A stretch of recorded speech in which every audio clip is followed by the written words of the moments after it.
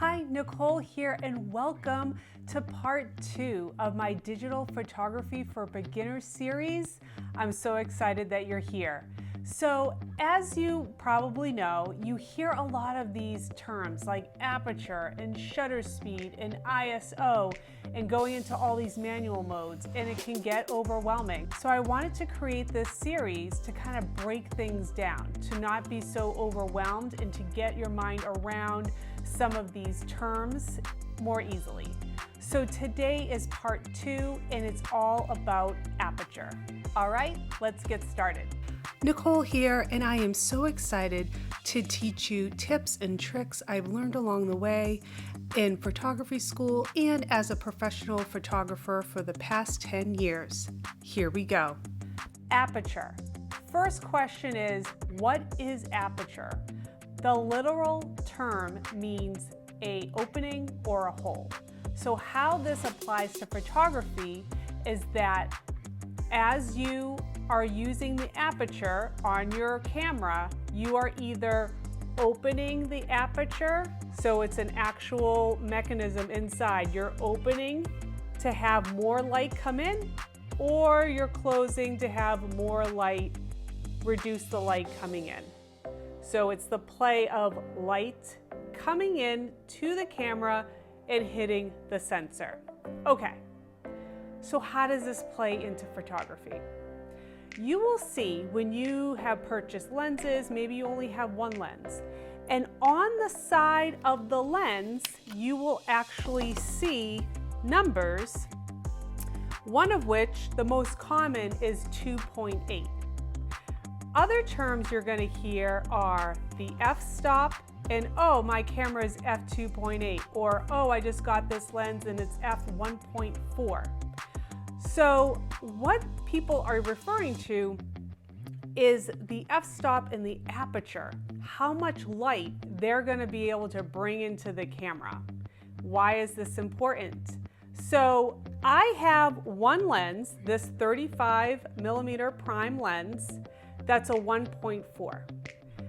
Ideally, 1.4 are for low light situations because you're bringing more light into the picture.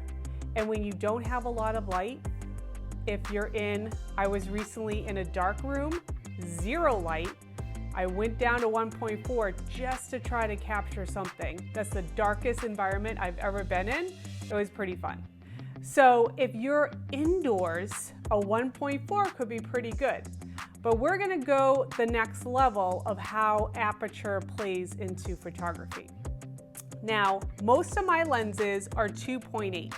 So this is a 2.8, my 70-200. And then I have other lenses that may be a 4.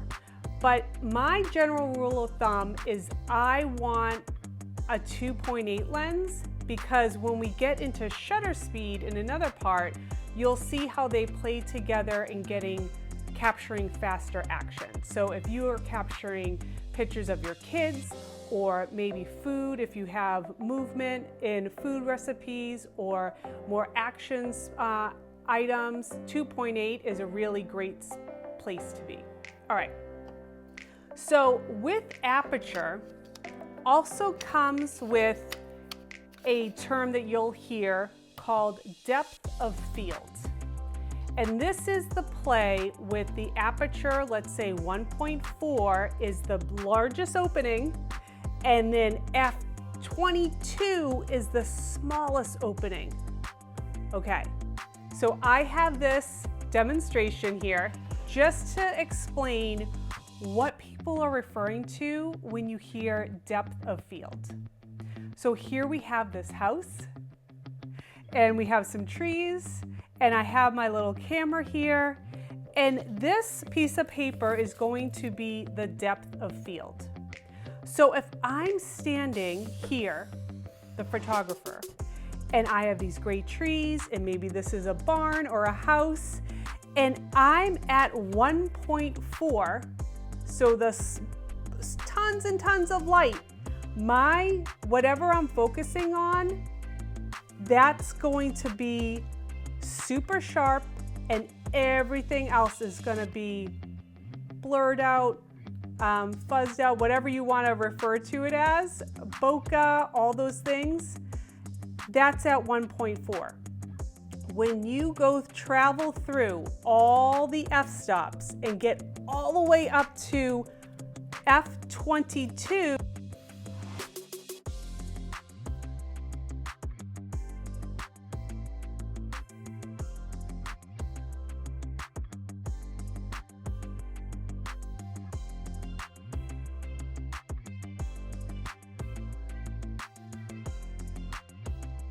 this is the depth of field. So now, no longer, let's say that little leaf on the tree is in focus. Now, if you're standing back and this is a landscape shot, you have this entire plane, this entire depth of field is now going to be the focal distance, okay?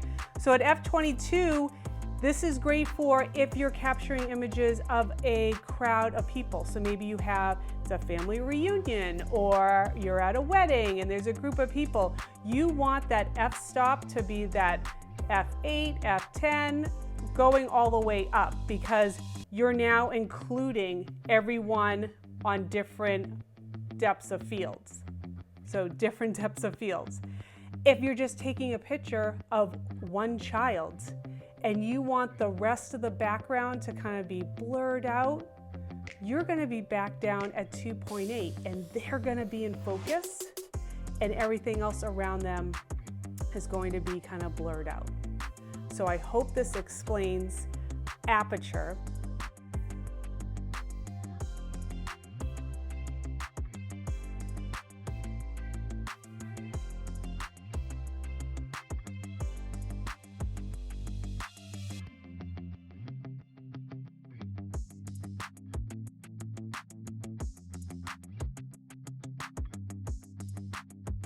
And again, I'm going to go through shutter speed, ISO, and then the final part of this series, I'm going to bring it all together and help you decide where you want to be once you get into those manual settings and how much fun and creativity that you're going to have. So keep in mind that if you're in auto now, the camera is making all the decisions for you.